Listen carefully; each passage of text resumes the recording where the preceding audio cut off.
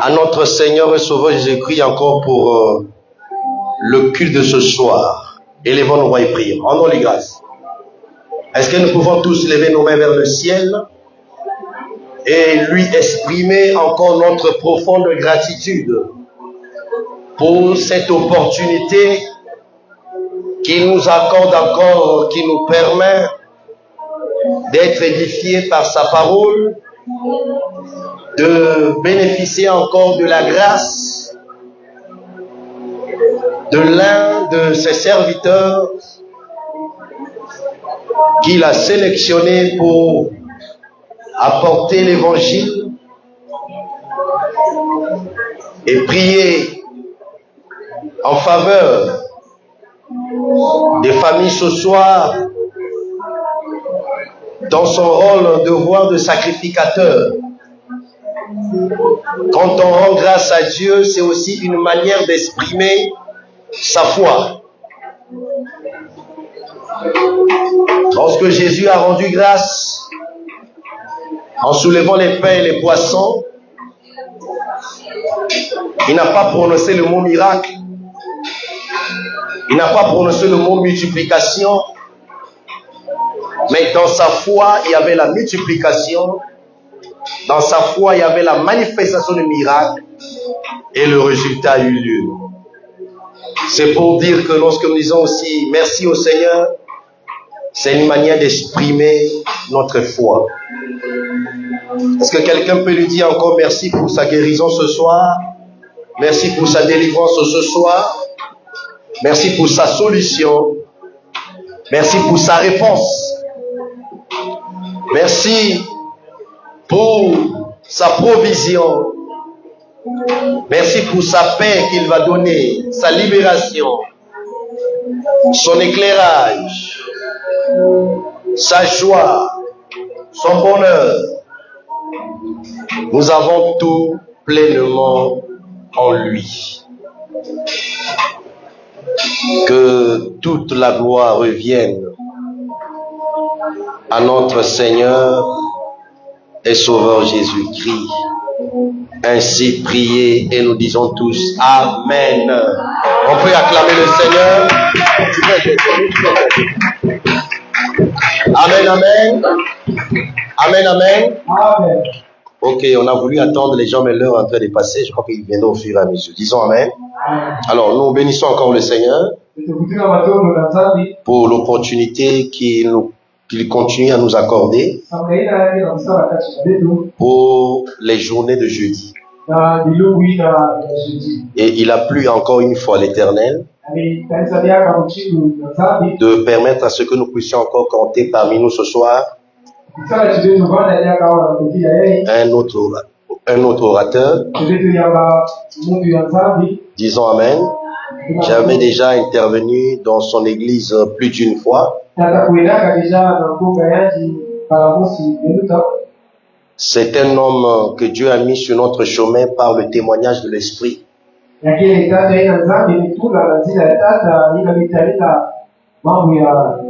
Tout à l'heure, je disais à son fils dans le bureau que les hommes de Dieu authentiques, on n'a pas besoin de les rencontrer d'abord physiquement. La Bible dit que l'Esprit rend témoignage à notre esprit. De la même manière que je l'observais de loin, sans le savoir, lui aussi il m'observait de loin. Et il a été le premier à me rapprocher de lui. Disons amen. Amen. Il est responsable d'une œuvre au sein de la grande communauté, les assemblées chrétiennes, plus précisément dans la localité de Makayabou, en train de bâtir une grande œuvre par la grâce de Dieu dans le silence.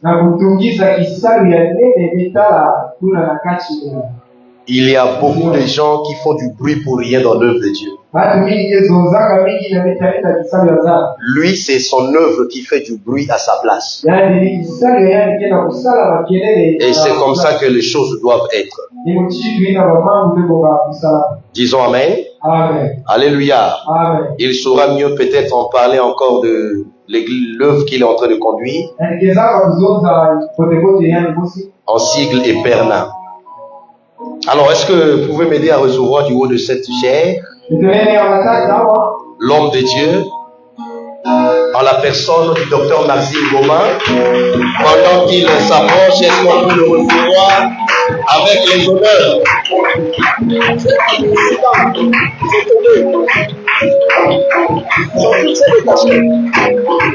Ça s'est détaché là où?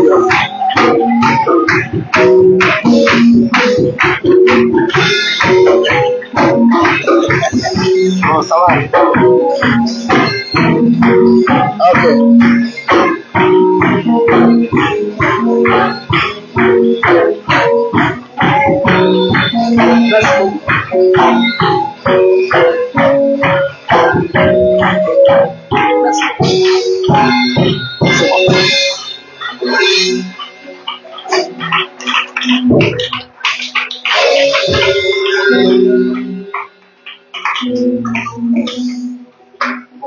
Ok, gloire à Dieu.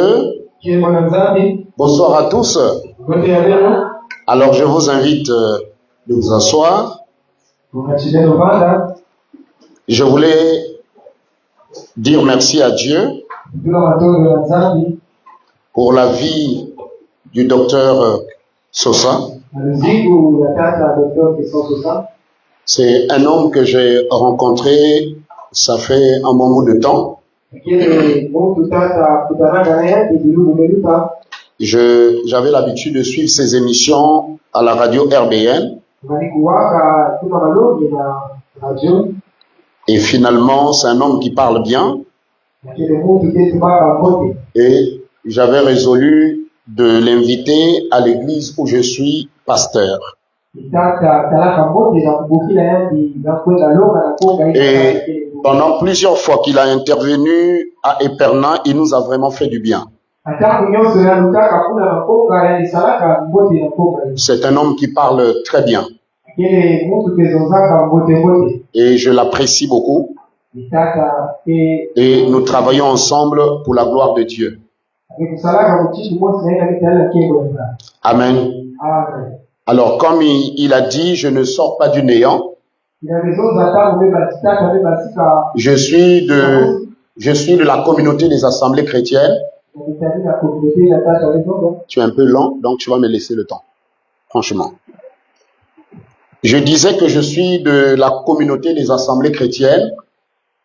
Et mon père spirituel, c'est l'apôtre Bernard Dadjié Insamila.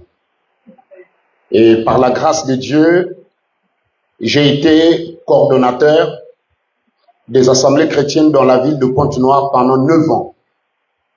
Et j'ai laissé 34 églises existantes.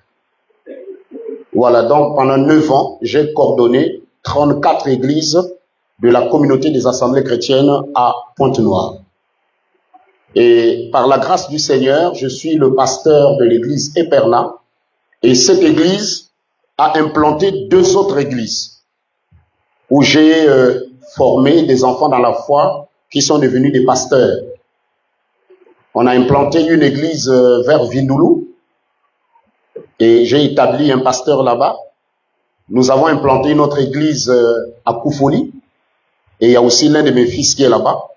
Et nous avons un projet d'établir une autre église par la grâce de Dieu. Et le Seigneur m'a établi pour la formation des disciples, l'implantation des églises et surtout travailler dans le cadre de la mission. C'est ce qui m'amène à aller dans les nations pour bâtir Jésus-Christ dans les cœurs des hommes. Voilà, par la grâce du Seigneur, Dieu m'a donné 2 filles. Ma première fille vient d'avoir sa licence l'année passée. Elle a fait banque, finance et assurance. Et ma deuxième fille, elle est candidate au baccalauréat par la grâce de Dieu. Donc j'en ai 2. Et puis 2 enfants à charge. Amen. Alors, je suis un enseignant de la parole de Dieu, mais un peu plus pointu. Donc, parfois, je peux vous toucher un peu, mais acceptez-moi de cette manière. L'objectif, ce n'est pas de vous faire du mal, mais c'est de vous communiquer la pensée de Dieu de façon que vous soyez davantage édifiés. Amen. Alors ce soir, je voudrais aborder avec vous un sujet très important sur les problèmes de la famille. Sur les problèmes de la famille. Parce que le docteur Sosa m'avait dit que c'est vraiment un programme que le Seigneur l'a inspiré. Chaque jeudi, c'est vraiment un culte basé sur les familles. Et pendant que je me préparais à cette réunion, l'Esprit de Dieu m'a convaincu de parler avec vous sur les problèmes de la famille. Alors, j'aimerais vous dire ce soir, chers amis, pour vous qui êtes là, il est important que vous puissiez savoir que depuis la création de l'homme sur la terre par Dieu, tout être humain appartient à une famille. Moi qui vous parle, j'appartiens à une famille. Mon ami, le révérend docteur Sosa, appartient à une famille.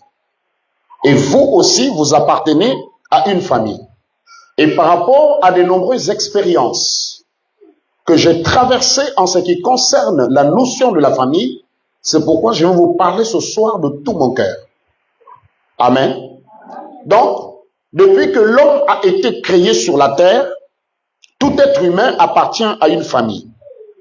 Et je dis qu'il vit et évolue dans une cellule familiale où on trouvera des gens qui sont nés avec vous sous le même toit, dans une famille. Vous pouvez vivre à l'intérieur d'une famille où vous allez rencontrer des gens avec lesquels vous êtes nés sous le même toit. Vous pouvez rencontrer aussi des gens qui ne sont pas nés avec vous sous le même toit, mais qui sont membres de cette famille et qui se retrouvent au milieu de vous. Vous pouvez retrouver aussi au sein de votre famille des gens qui partagent avec vous un même lien de sang. Ça peut être vos parents biologiques, ça peut être des frères et autres. Mais ce qu'il faut retenir tout simplement, qu'au sein de cette famille, il y a souvent de nombreux problèmes qui naissent. Il y en a beaucoup. Et ces problèmes-là, si vous ne les réglez pas, le plus souvent, ça crée des situations horribles à l'intérieur des familles. Je connais dans certaines familles où les gens qui sont frères et frères ne se parlent pas. Sœurs et sœurs ne se parlent pas. Et ce soir, on peut retrouver dans cette salle des gens ayant un même lien de sang, mais qui ne se parlent pas. On peut retrouver les hommes, des femmes dans cette salle qui ne se parlent pas avec leurs frères, qui ne se parlent pas avec leurs sœurs, qui ne se parlent pas avec leurs cousins, qui ne se parlent pas avec papa, qui ne se parlent pas avec maman, qui ne se parlent pas avec un oncle, pour une raison ou une autre. Amen. Amen. Amen. Amen. Il y en a ici. Dieu a ouvert mes yeux et je les vois qui sont là. Et ce soir, nous aurons peut-être l'opportunité de prier pour vous. Alors maintenant, nous allons voir un peu les problèmes qui peuvent surgir au sein de la famille, mais nous voulons aussi vous expliquer ce que c'est une famille.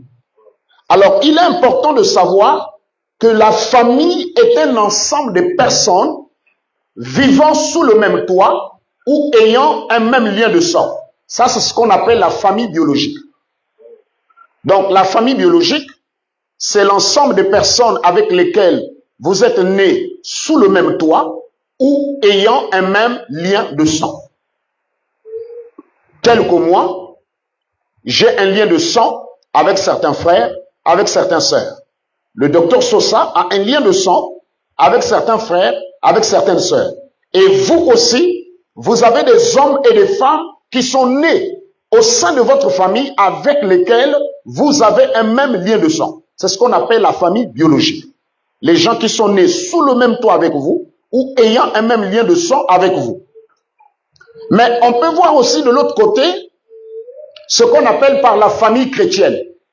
Et la famille chrétienne, c'est l'ensemble des personnes avec lesquelles vous partagez la même foi, le même esprit et le même baptême.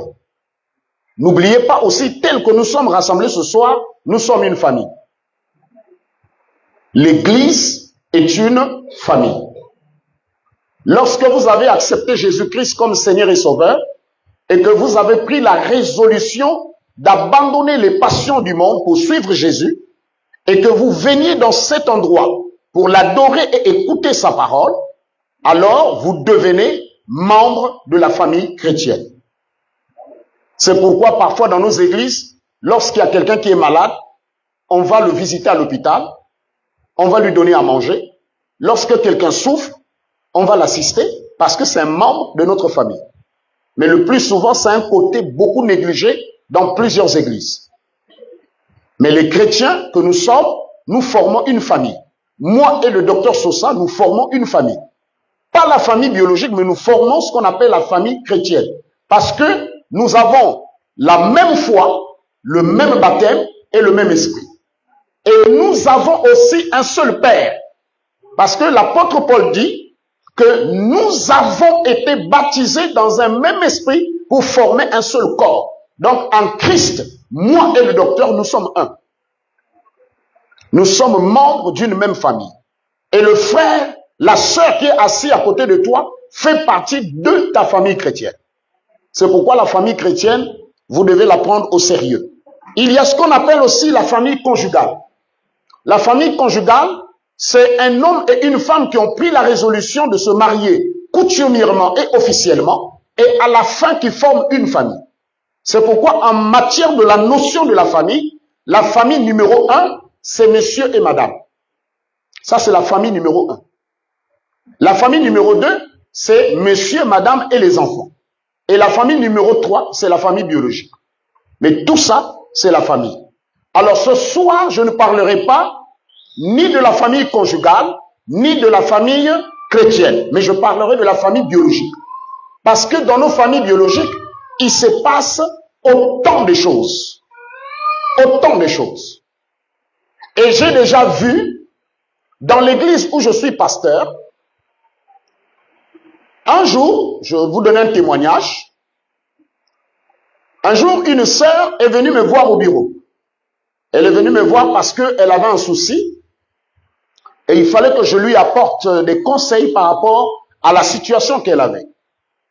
Et puis je lui posais la question de savoir, mais je ne vois plus ta grande sœur aînée. Elle est où?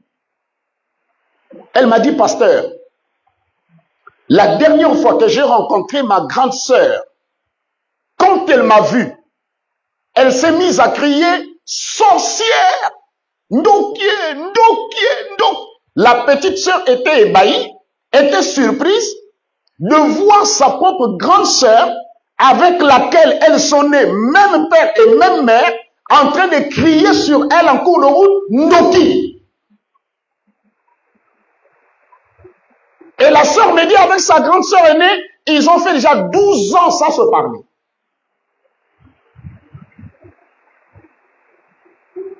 Et je vois ce soir dans cet endroit des gens qui ne se parlent pas avec certains membres de leur famille. Vous êtes là. Alors, mais si vous ne vous parlez pas avec un membre de votre famille, où est votre adoration? Parce que même la Bible dit, avant de venir faire une offrande, quand tu te rends compte que tu as une situation avec ton frère, avec ta sœur, laisse d'abord l'offrande et va te réconcilier avec lui. Et je vois dans cette salle des hommes et des femmes qui adorent Jésus, mais qui ne se parlent pas avec certains membres de leur famille. Ils sont là dans la salle. Et que deviendra votre adoration? Parce que vous ne vous parlez pas avec votre maman. Vous ne vous parlez pas avec votre grande sœur. Vous ne vous parlez pas avec votre petit frère. Il y a un problème. Alors que vous êtes membre d'une même famille. Amen. Et donc lorsque nous parlons des différents problèmes qui naissent au sein d'une famille, Il s'agit en fait de situations multiformes et parfois difficiles que les gens vivent au quotidien et qui constituent un danger permanent pour la stabilité de la famille. Donc, quand nous parlons des problèmes de la famille, il s'agit des situations multiformes que les gens vivent au sein de la famille et qui causent l'instabilité au sein de la famille, qui provoquent du trouble au sein de la famille. Alors, quels sont ces problèmes-là? Le premier problème que nous voulons voir, c'est la méchanceté. Alors, si nous avons un lecteur dans la Bible, un lecteur dans cette salle, nous allons lire Proverbe chapitre 3, le verset 33.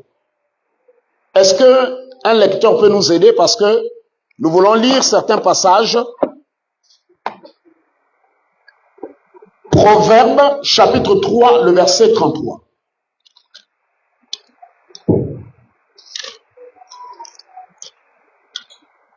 Alors, que dit la Bible? La Bible dit ceci: la malédiction, voilà, le lecteur va continuer. La malédiction de l'Éternel est dans la maison du méchant, mais il bénit la demeure des justes. La Bible dit, la malédiction de l'Éternel est dans la maison du méchant, mais il bénit la demeure des justes. Alors, qui est le méchant? Le méchant, c'est cet homme qui aime faire le mal. Asseyez-vous s'il vous plaît. Le méchant, c'est celui qui pratique les actions de faire le mal, de nuire à la vie des autres. Et dans nos familles, l'un des problèmes aujourd'hui qui crée l'instabilité de nos familles, c'est la méchanceté. On assiste, on voit, on observe dans nos familles des gens qui sont méchants. Et quelqu'un de méchant, c'est quelqu'un qui est prêt à vous nuire, à vous faire le mal. Amen. Et il y en a plein dans nos familles. Il y a des gens qui ne veulent pas vous voir réussir. Il y a des gens qui ne veulent pas vous voir en paix. C'est de la méchanceté. Je connais un frère. Il est le seul qui est né dans le ventre de sa mère. Et sa maman a laissé des sœurs. Elle était décédée. Et par la grâce de Dieu, le monsieur a fait des études. Il a réussi. Mais les sœurs de sa maman, eh bien, qu'est-ce qu'elles ont fait? Elles ont bloqué la fécondité du monsieur. C'est de la méchanceté. Et comme sa maman n'est plus en vie, il est né seul dans le ventre de sa mère. Mais sa mère n'est plus en vie. Et les petites sœurs de sa maman, c'est maintenant elles qui sont en train de manipuler l'enfant. Et jusqu'à ce qu'ils ont bloqué la fécondité de l'enfant. Et ils ont fait de l'enfant un esclave pour la famille. C'est de la méchanceté. L'argent que le monsieur travaille, donc il doit aller dorloter toutes ces mamans-là. Il faut faire des cadeaux. Quand tu donnes ce cadeau-là, ce n'est plus l'autre. Il faut donner un autre. Et parfois, ces mamans viennent s'asseoir là chez lui à la maison. Il ne parle pas. Donc, ils ont pris en otage l'enfant laissé par leur sœur. C'est de la méchanceté. Et le monsieur était en train de pleurer chaque jour parce qu'il ne pouvait pas mettre au monde. Il avait des difficultés de mettre au monde. Un homme qui travaille l'argent et qui n'a pas la possibilité de procréer, il va être un sujet de moquerie pour ses collègues. Vous voyez? Il est né dans une famille, mais l'un des problèmes qui provoque le trouble au sein de cette famille, c'est la méchanceté. Et quand quelqu'un est méchant, il est prêt à vous nuire. Il est prêt à vous faire du mal. Même au sein de la famille chrétienne, nous voyons, il y a même des frères et sœurs qui viennent dans nos églises, ils viennent avec les sentiments de nuire. Moi, j'ai déjà vu des enfants dans la foi nuire à la vie d'un pasteur. Et si un enfant dans la foi nuit à la vie de son père spirituel, il est méchant. Et la Bible dit que la malédiction de l'Éternel est dans la maison du méchant. Pourquoi? Mais parce que le méchant, son objectif, c'est de nuire. C'est de faire le mal. Il y a des enfants qui sont insupportables dans les églises. Et pourtant, là, nous formons une famille chrétienne. Mais vous allez voir, au sein de cette famille chrétienne, il y a des enfants qui ont un caractère difficile. Qui sont des perturbateurs, des rebelles, des ingrats, des irréligieux, qui sont dans la déloyauté, qui sont des Jéroboam. Alors qu'en Christ, nous formons une même famille.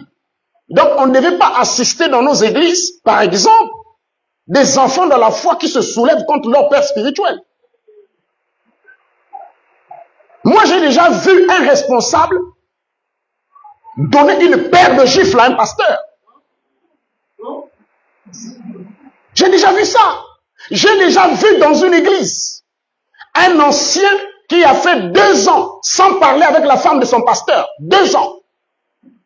Alors qu'un ancien a été choisi par le pasteur pour être à côté de lui afin de travailler dans l'œuvre.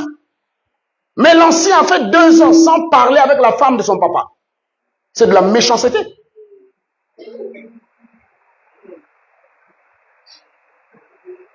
Et dans nos familles, la méchanceté bat le plein.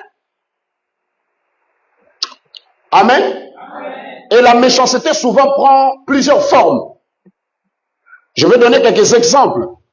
La première forme de la méchanceté, c'est lorsqu'on propage par exemple la fausseté sur le nom des gens, sur le témoignage de quelqu'un.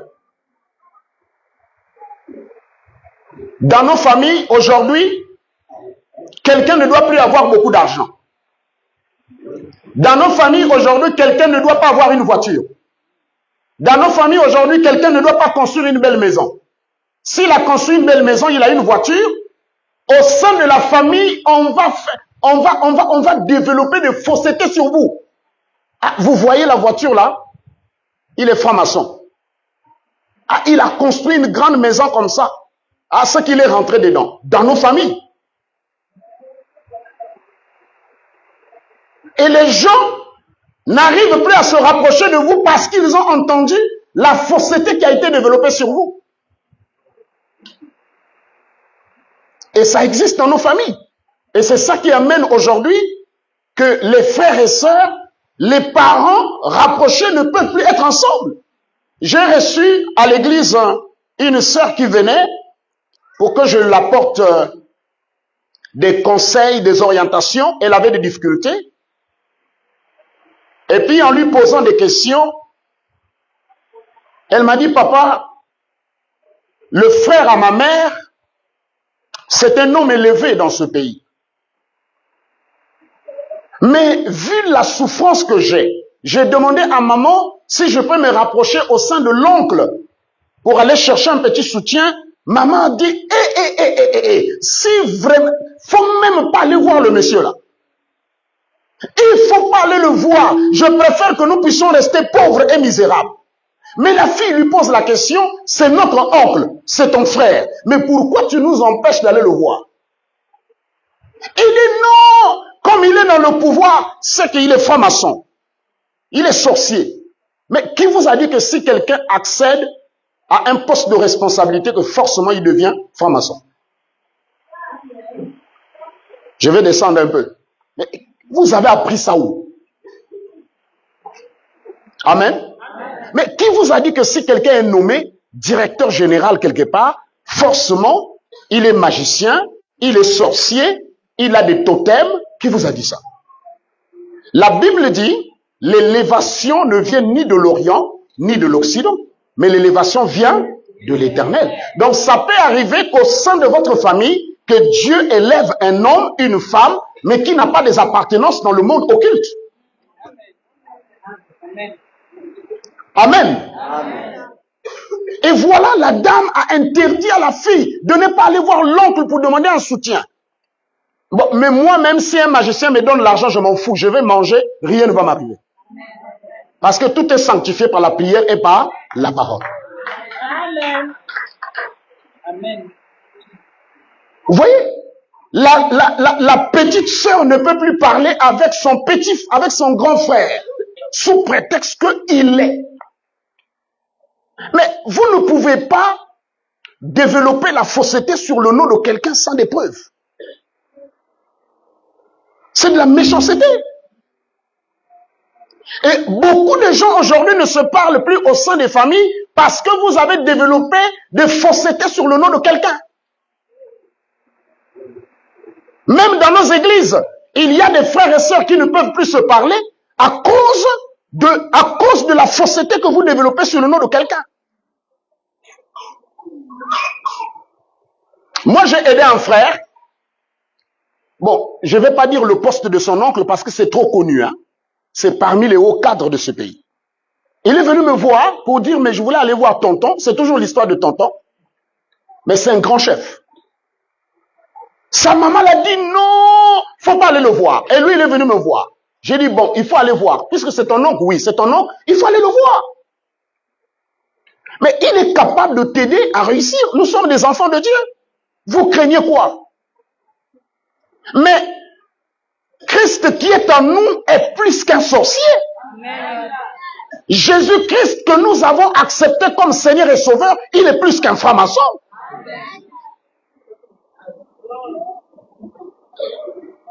Je ne crains personne. Si j'ai donné ma vie en Christ, qu'est-ce que j'en ai à foutre avec quelqu'un qui est dans les pratiques occultes? Donnez-moi un amen.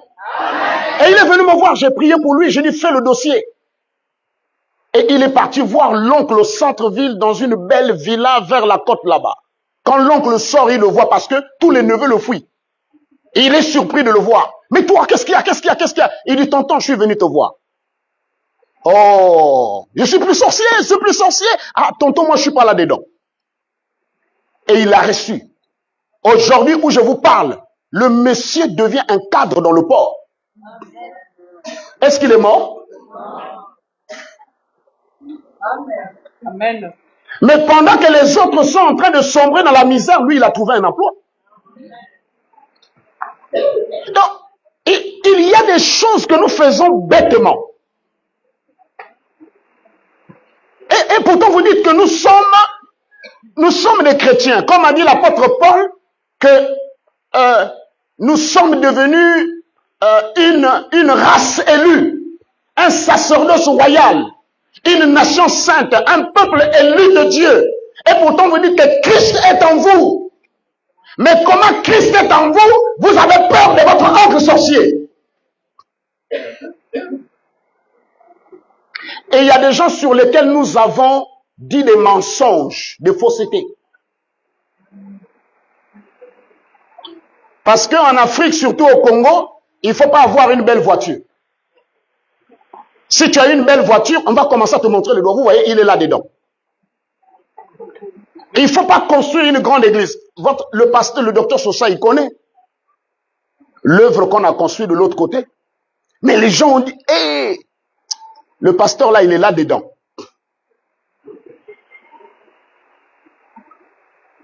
Mais pourquoi les grandes choses, on veut les attribuer au diable? Et les petites choses, nous voulons les attribuer à Dieu.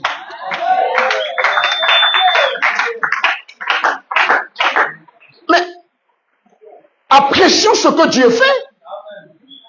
Donc, la première forme de la méchanceté, c'est lorsque vous développez la fausseté sur quelqu'un. Vous allez voir, les gens vont vous dire, mais le docteur Sosa, mais vous voyez ce qu'il a construit, ce qu'il a fait, c'est tellement grand, ah, c'est pas clair, tout ça. Donc, vous développez de la fausseté sur le nom de quelqu'un. Et c'est ce qui se fait aujourd'hui. La deuxième forme de la méchanceté que je voudrais partager avec vous, c'est des exemples. C'est aussi tout acte sexuel contre nature. Vous êtes au courant aujourd'hui qu'il y a des mariages homosexuels, lesbiennes, vous êtes au courant, non? Peut-être, on ne sait jamais, dans cette salle, on peut retrouver ce genre de personnes. Hein? Ah oui. Amen. Mais tout acte sexuel contre nature est une forme de méchanceté. Et quand dans une famille, vous avez des enfants lesbiens, homosexuels, c'est scandaleux pour la famille. Et il y en a aujourd'hui dans les églises, même si vous dites non, mais il y en a. J'ai vu dans des églises des sœurs lesbiennes. Et je dis bien peut-être ici aussi, il y en a.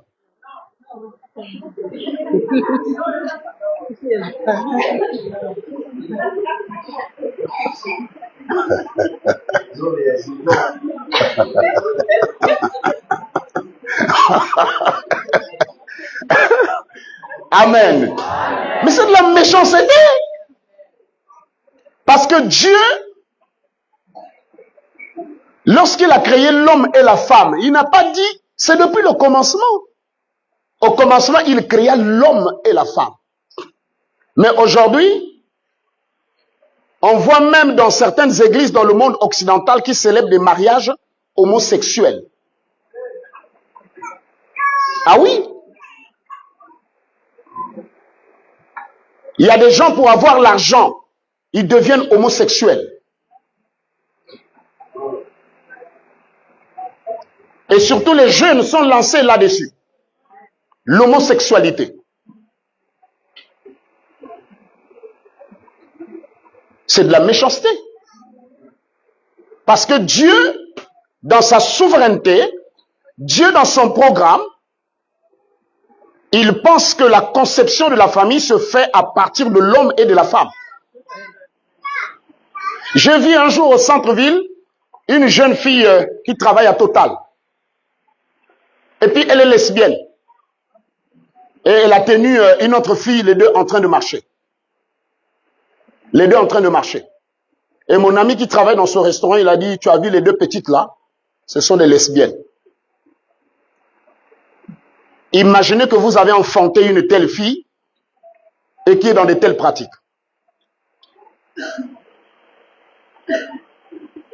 J'ai prié pour un jeune homme.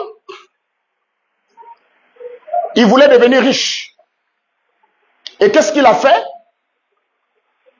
Il y a un monsieur qui travaille à Eni, qui dit, petit, si tu veux devenir riche, il faut que tu deviennes ma femme.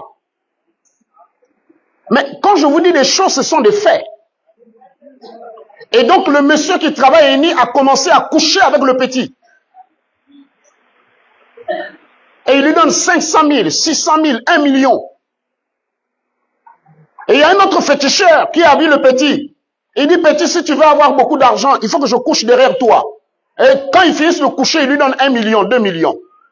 Et finalement, ils ont commencé à détruire son étoile. Et il est tombé malade. Il est devenu comme fou. Vous savez ce qui est arrivé? Quand il est tombé fou, la famille va accuser que c'est sa grande sœur qui travaille dans les impôts qui est en train de sacrifier le petit frère. Et la famille est totalement divisée. La famille est menacée. Et c'est à ce moment que le jeune homme a été conduit vers moi. Et vous savez, le ministère que les hommes de Dieu font, on fait ce qu'on appelle la cure d'âme. Lorsqu'on veut amener quelqu'un à la délivrance, on est obligé de faire la cure d'âme pour chercher à savoir exactement l'origine du mal. Les raisons pour lesquelles le jeune homme est devenu fou.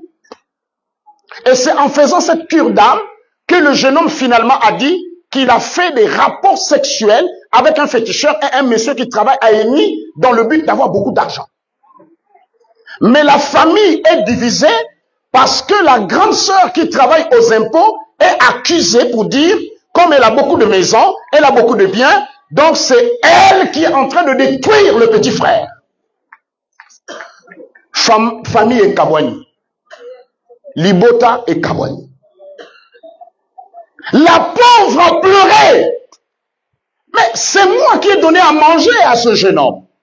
C'est moi qui ai encadré ce jeune homme.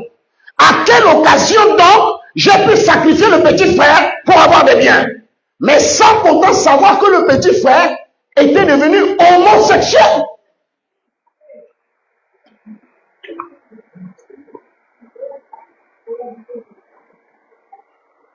voyez? C'est de la méchanceté.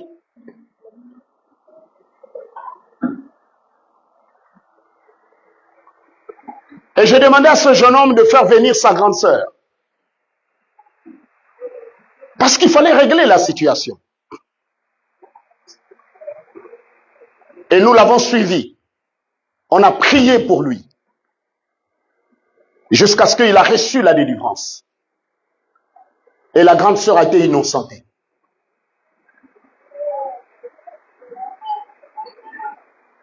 Donc ne dites jamais, jamais où il n'y en a pas. Mais pourtant il venait à l'église. Il adorait Jésus. Il criait Amen. Mais les actions qu'il pratiquait dans l'obscurité n'étaient pas connues des gens.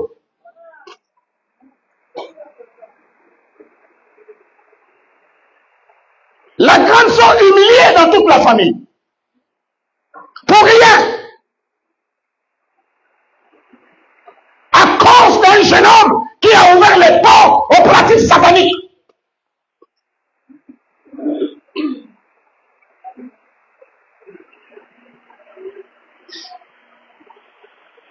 Quand on parle de la famille, c'est sérieux, hein? C'est pas un sujet à prendre à la légère.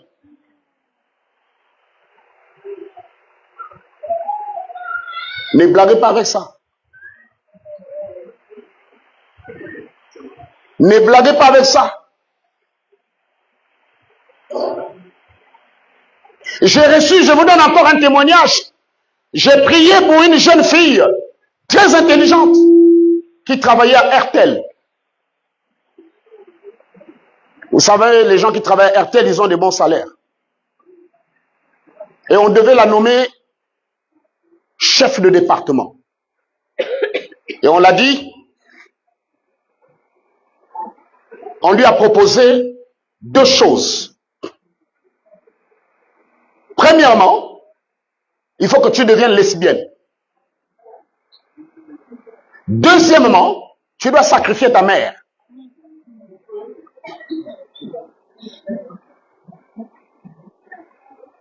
C'est pas de la rigolade. Hein. C'est pourquoi, docteur, ces sujets que je vais aborder, ça méritait un séminaire. C'est trop profond. Choisis les deux. Mais on va te donner le poste. La fille dit, je ne peux pas vous donner ma mère. Parce que c'est elle qui m'a enfanté. Et je ne peux non plus devenir lesbienne. Et le lendemain, elle a été renvoyée. Elle a perdu le poste. Et je l'ai reçue. Et c'est elle qui donne ces informations. Elle a perdu le poste. Vous voyez? C'est sérieux. C'est sérieux. Il y a une autre sœur. Elle occupe un très bon poste. Mais on allait encore, bon, je ne peux pas trop parler à des choses. Il y a un autre poste qui était plus fort. On lui dit, soit tu nous donnes ton fils, l'un des enfants, soit tu donnes ta mère.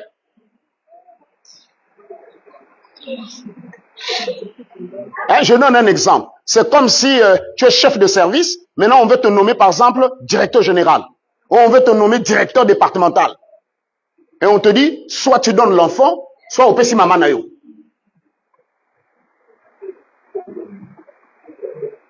N'enviez pas les gens à la cité. Donne-moi un amen. Donne-moi un amen encore. N'enviez pas.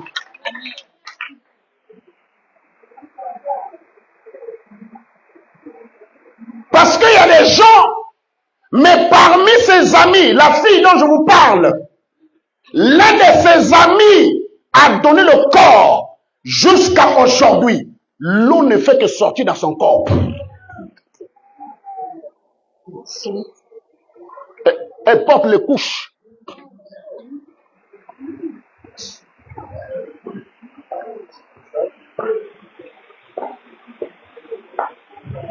Est-ce que quelqu'un est là?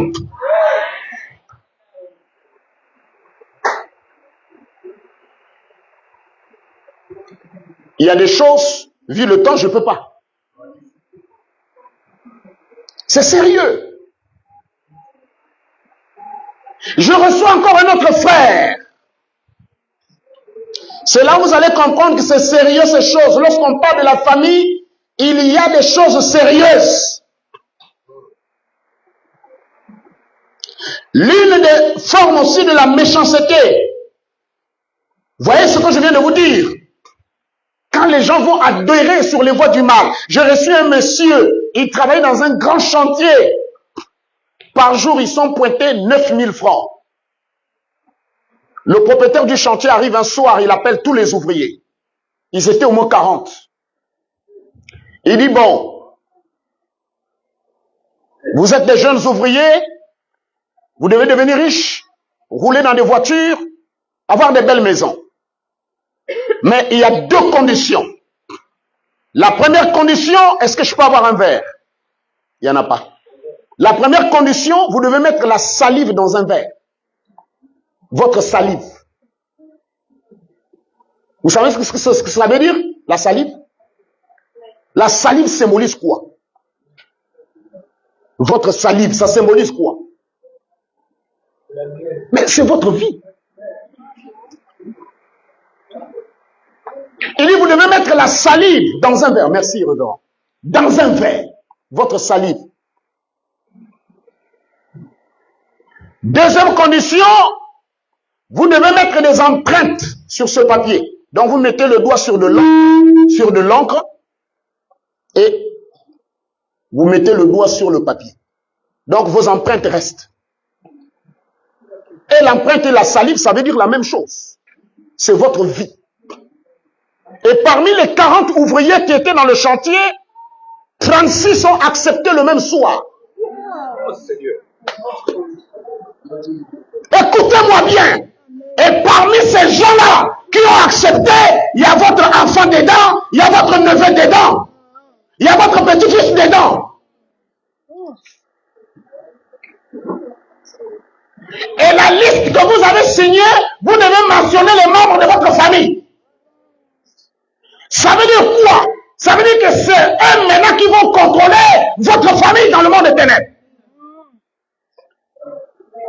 Vous allez bénéficier de l'argent, vous allez bénéficier de la richesse, mais eux, ils vont contrôler les âmes de votre famille. Quelle méchanceté! Pour avoir livré toute une famille à cause des biens de la terre. Et les 4 qui n'ont pas fait, il y a l'un de mes fils qui est revenu. Et quand il me parlait, il transpirait à grosses gouttes comme moi-même ce soir. Et le lendemain, quand il repart, on l'a dit, tu sors du chantier. Imaginez les 36. Peut-être votre frère est dedans. Votre neveu est dedans. Votre petit-fils est dedans.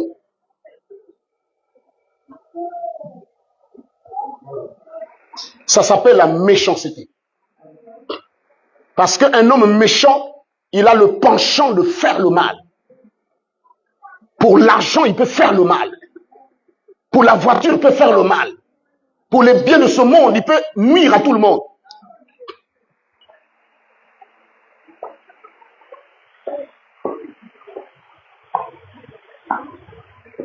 Le sujet de la famille, c'est un message de l'heure.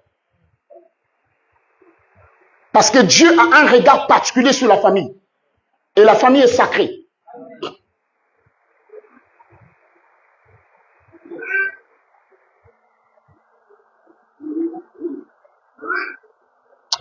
Amen. Je vais vous parler d'un autre problème. C'est contracter des alliances avec ceux qui évoquent les esprits ou qui pratiquent la divination. C'est aussi un problème sérieux pour de nombreuses familles. Contracter des alliances avec ceux qui évoquent des esprits ou qui pratiquent la divination. Prenons Lévitique chapitre 19, le verset 31.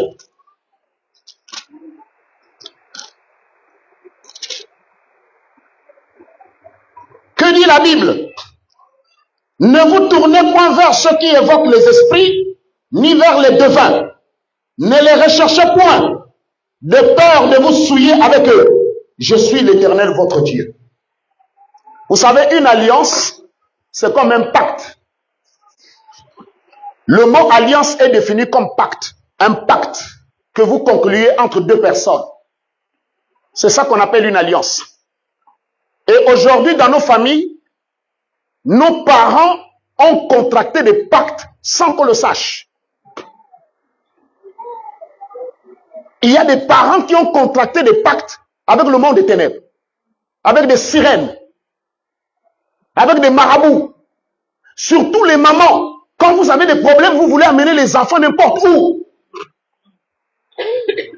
Parce que l'enfant est malade, au lieu d'aller à l'hôpital, au lieu d'aller voir l'homme de Dieu, qu'est-ce qu'on va faire? On va aller consulter les gens qui pratiquent la divination. Pour que les gens vous disent, ah, le problème là c'est comme ça. Ah, le rêve que tu as fait là c'est comme ça. Mais les gens que tu vas consulter là, ce sont des gens qui évoquent les esprits. Donc ils ont une alliance avec le monde des ténèbres. Et ils sont contrôlés par des esprits du monde des ténèbres. Les chrétiens d'aujourd'hui rentrent dans les bizingas. Jusqu'aujourd'hui.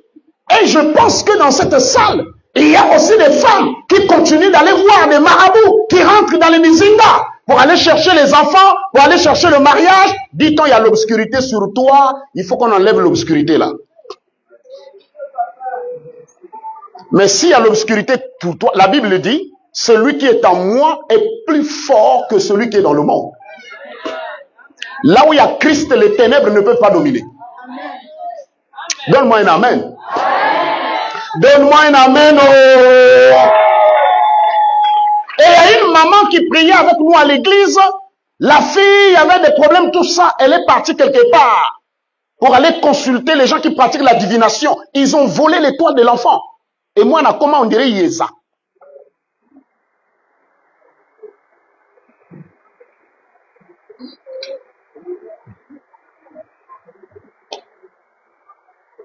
Ah non, ça ne va pas. On doit aller vous laver. Ah non, ça ne va pas. Moi, j'ai vu à la télévision des gens qu'on avait amenés vers Mengo là-bas pour aller, je sais pas, invoquer les sirènes. Pourquoi? Et eux-mêmes, ils sont morts là-bas. Et parmi les gens qui étaient là, peut-être c'est toi qui étais dedans. Hein. Ils sont morts.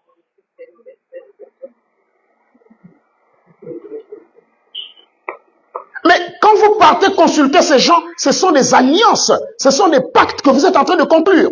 Et un pacte, il demeure jusqu'à la fin. Je connais une sœur en Christ. Dit-on une sœur en Christ. Elle était mariée et elle avait des difficultés d'avoir les enfants. Et puis elle est partie voir un Ngunza, un pasteur ngunziste. Regarde un peu ton voisin. Dis-lui, est-ce que c'est pas toi?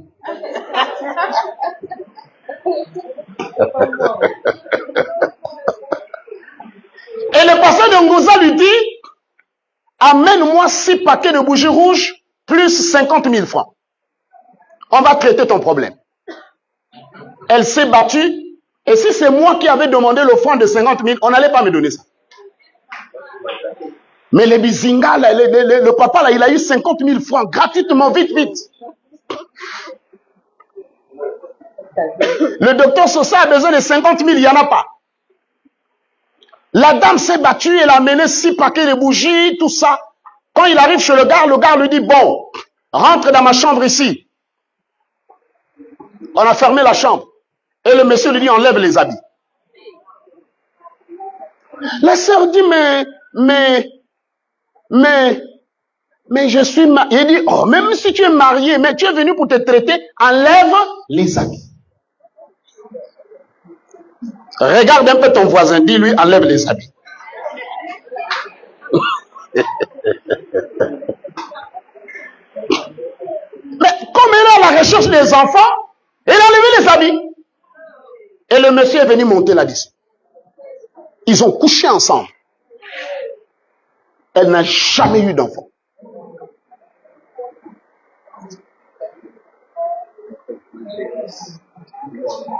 Donc, gratuitement, un monsieur comme ça a profité quelque chose qui n'existait pas.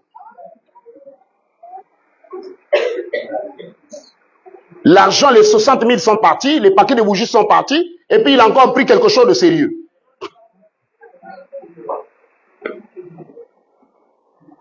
Mais quand une personne de ce niveau-là entre dans votre corps, mais c'est un pacte que vous concluez avec lui.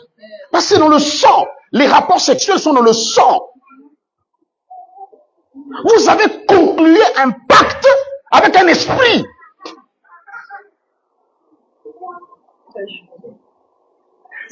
Docteur, j'ai prié encore une jeune dame. Quand elle venait à l'église, une grosse 4x4. Son mari, c'était un blanc. Alors, qu'est-ce qu'elle a fait? Elle a enfermé le blanc dans une bouteille.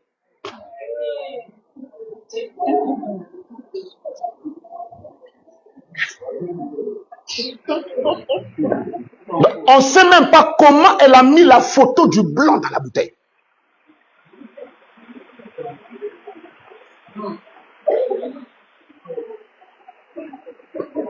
Ça ne sera plus un mariage. Et il y a eu un retour dans sa vie. Elle est devenue folle.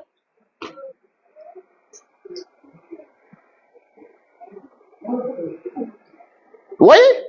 Mais c'est un problème. Il y a des gens qu'on va accuser gratuitement dans la famille, alors que le premier sorcier de sa propre vie est Esaïe Moko. Mais qui t'a dit que pour gagner le cœur d'un homme, tu as besoin d'aller faire des pratiques bizarres? Voilà encore un autre témoignage que je vous donne. Lorsque j'enseigne sur la famille, Dr. Chef, j'ai envie de donner des témoignages.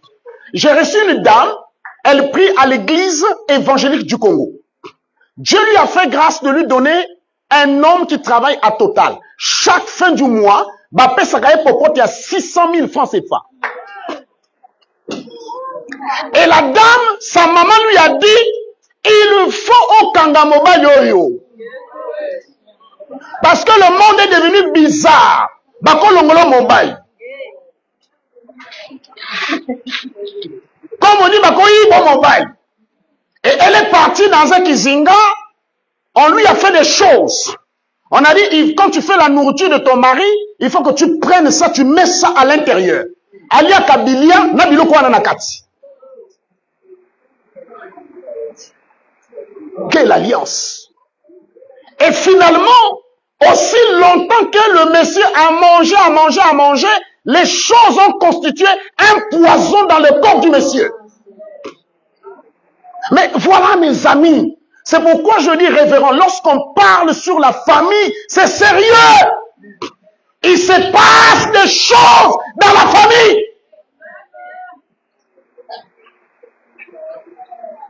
Et le monsieur est devenu paralysé à la maison. La famille qui était au village, la famille qui était où, tout le monde est descendu à Pointe-Noire parce que c'est l'unique cadre de la famille. Il faut bailler Balikamo et Outiwan. Et c'est à ce moment-là qu'on a conseillé à la dame d'aller voir un pasteur Angona Ninga. Et c'est là où il me dit, homme de Dieu, si tu ne m'aides pas, je vais avoir des problèmes sérieux. Je l'ai regardé. Je dis, alors il se passe quelque chose. Loba Nayoka. Il dit, mais qu'est-ce que je vais dire? Je dis, il y a quelque chose qui se passe. Mais il dit, mon mari est malade. Je lui ai dit, tu es responsable. Il dit, ah non. Je dis, tu es responsable. Vous savez, les hommes de Dieu, ils ont la capacité prophétique.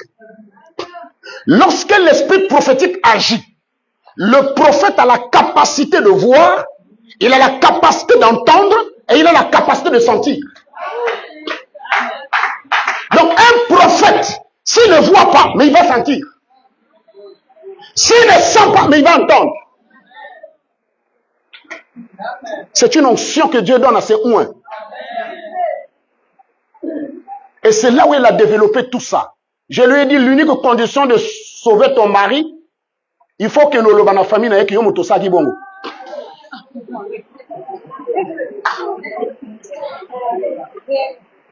Après il a dit, mamie. Mais ce n'est pas en faisant mamie que tu as réglé. Il faut aller dire. Parce que la Bible dit, si tu confesses tes péchés de ta bouche, lui, il est juste et fidèle pour te les pardonner. Mais si tu ne confesses pas, alors il n'y aura rien. Le pasteur n'a pas d'effort à faire. Parce que la confession va permettre de libérer la vie de ton mari. Mais il a dit, mais comment je vais comprendre?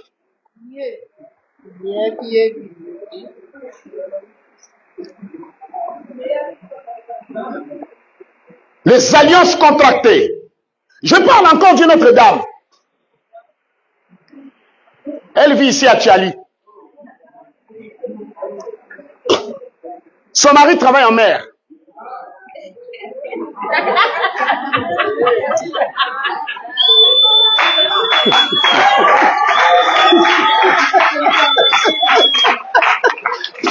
Le mari travaille en mer.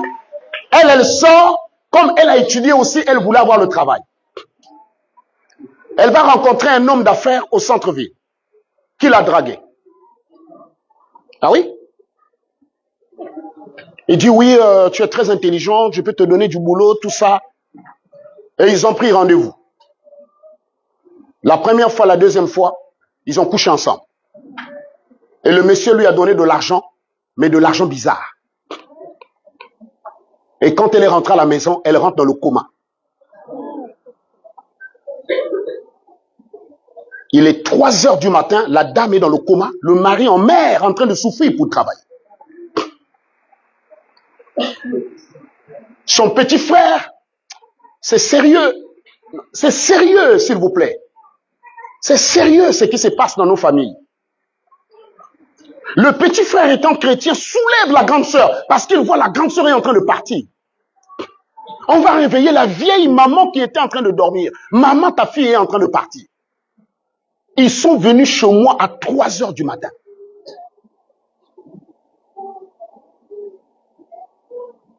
On est resté avec la dame au bureau. La dame ne parlait plus du tout. Mais Nzamba Pesho Libala. Attends, tu cherches quoi? Mais si tu as besoin du travail, dis à ton mari, tu peux créer ton entreprise à toi. Attends, vous ne savez pas créer une entreprise? Mais vendre du poisson salé, c'est une entreprise. Est-ce que avoir l'argent, c'est seulement s'asseoir dans un bureau?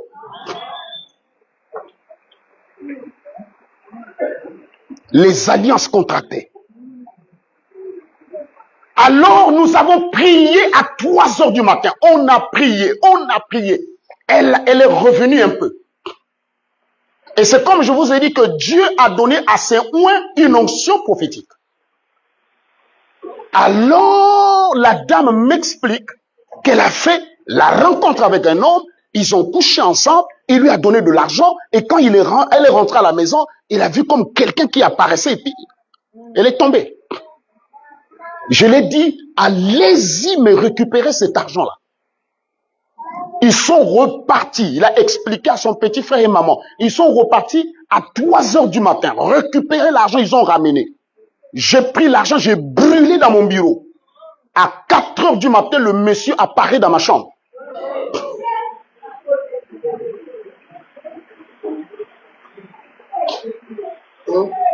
Les pasteurs font un grand travail, il faut s'occuper des hommes de Dieu. Occupez-vous de votre pasteur. Le travail spirituel n'est pas à égaler. Parce que c'est le spirituel qui donne naissance à tout ce qui est physique.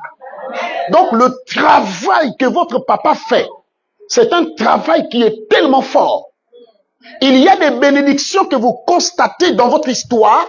Parfois c'est la prière que Dieu a exaucée qu'il a élevée vers lui. Ne rentrez pas dans le groupe des gens qui murmurent sur les pasteurs, tout ça, le passé demande ceci, demande, mais de toutes les façons, la Bible dit que l'ouvrier mérite son salaire.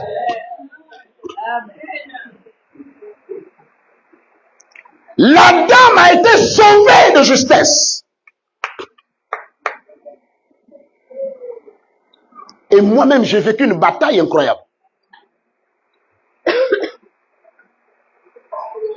À cause des alliances que nous partons contracter avec les gens qui évoquent les esprits. Faisons attention.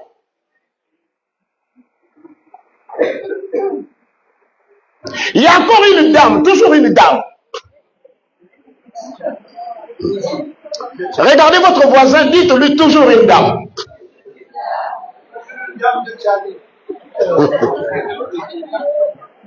Là, il s'agit d'une femme qui travaillait à la Banque centrale. Elle a eu des batailles dans sa famille sur l'histoire des totems ou des trucs bizarres. Elle est partie à Sibiti. Elle a fait déplacer 6 pygmées. Les pygmées, pour venir chez elle, ils ont demandé 3 millions. Regarde ton voisin, dis-lui les pygmées. Mais je n'entends pas les gens parler. Regarde ton voisin, dis-lui les pygmées. Et les pygmées ont dit, nous, pour venir chez toi, tu dois nous donner d'abord une avance de 2 millions. Mais attends, quelqu'un qui travaille à la banque centrale, 2 millions, c'est rien. Elle a pris 2 millions, elle a donné à Sibiti. Les pygmées sont descendus chez elle pendant 1 semaine. Ils sont restés là, logés, nourris, transportés. Ils ont fini de planter des choses dans la parcelle. Les pygmées sont repartis à Sibiti. La même nuit, la dame a fui la maison. Elle ne pouvait plus dormir chez elle.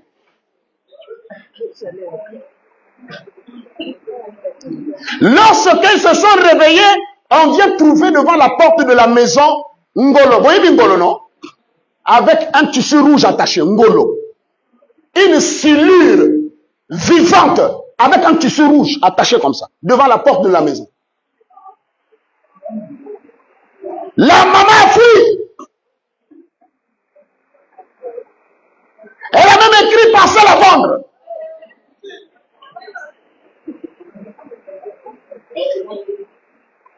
Malheureusement, les gens ne sont pas reconnaissants envers les hommes de Dieu. Alors nous, on n'a pas demandé 2 millions, on est parti là-bas avec les intercesseurs pendant 1 semaine. Et c'est moi qui suis allé enlever la silure pour brûler. On est resté là en prière pendant 1 semaine. Jusqu'aujourd'hui, elle est là dans sa parcelle. Mais vous savez, même une offrande d'action de grâce, elle n'a pas fait. Mais au pygmée, elle a donné 3 millions. Hein. Mais comme nous, les hommes de Dieu, par éthique ministérielle, on ne demande pas. Pour préserver l'autorité et la grâce. On n'a rien demandé. Mais les pygmées ont pris 3 millions.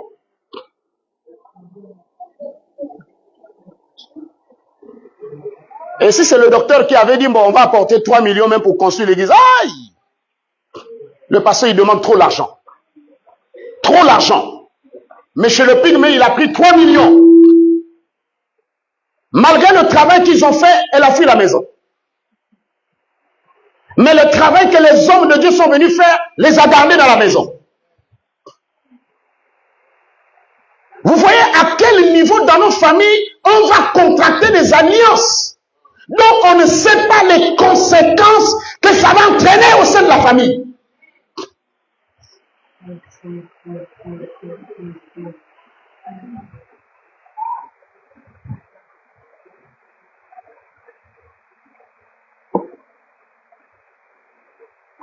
C'est un problème, ça.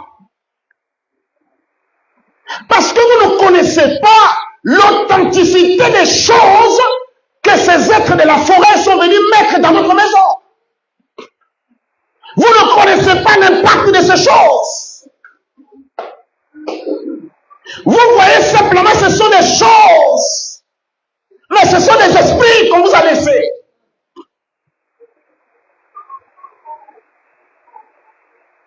Il y a un monsieur qui occupe un grand poste. Toujours. Il était combattu dans son lieu de travail par rapport au poste. Il s'en va dans la Mouenza. On lui dit dans la Mouenza, il y a un grand féticheur. Mais pour arriver chez le grand féticheur, il faut passer d'abord une rivière. Et quand on traverse la rivière, on arrive de l'autre côté, le féticheur est dans la forêt. Et quand il arrive dans la forêt, il entend une voix qui est en train de parler à l'intérieur d'un arbre, mais il ne voit pas qui est en train de parler. Et le féticheur lui dit, monsieur, je te vois venir. Mais avant d'avancer, dépense d'abord 1 million. Ce que je vous dis, c'est pourquoi je dis au docteur, les témoignages que je suis en train de donner, ce sont des faits que j'ai vécu dans le ministère avec des gens que je suis en train de vous présenter pour vous édifier davantage. Au lieu que je sois quelqu'un qui est en train de parler de façon artificielle. Le féticheur lui dépose 1 million, mais la personne qui dit de déposer 1 million là, il ne le voit pas. C'est un arbre en face de lui. Il sort 1 million, il dépose. Le féticheur lui dit, recule. Avant d'atteindre le deuxième arbre, dépose encore 500 000. Jusque-là, il ne voit pas la personne. La voix continue de parler, il dit maintenant, avance.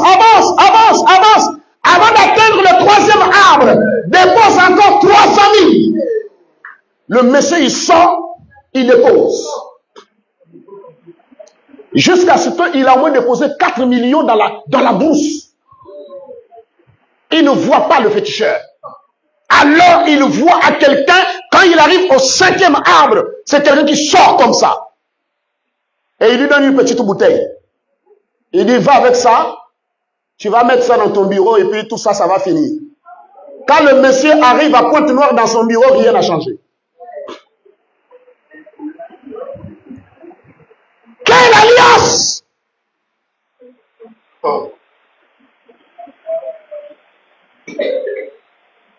Un monsieur qui est parti se mettre en alliance avec les êtres de la forêt, avec les sirènes de la forêt. Mais les conséquences qui vont arriver sur des enfants et des petits-fils vont y monter. Parce que quand vous allez vers ces gens-là, c'est un pacte que vous signez. C'est une alliance que vous concluez. Et lorsque vous signez un pacte avec le monde des ténèbres, c'est jusqu'à la fin de votre vie. Quand vous cherchez à renoncer, ils vous détruisent. Et c'est un problème.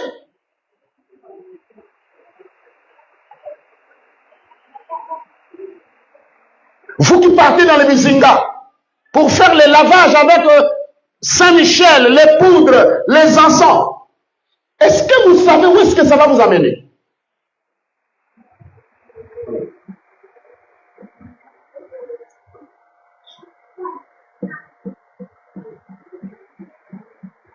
C'est silencieux.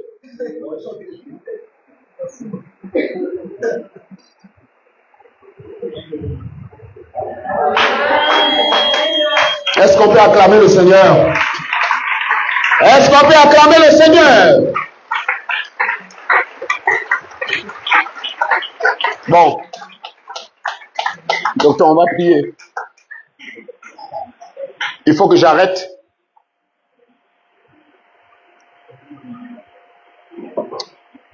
Veuillez vous lever.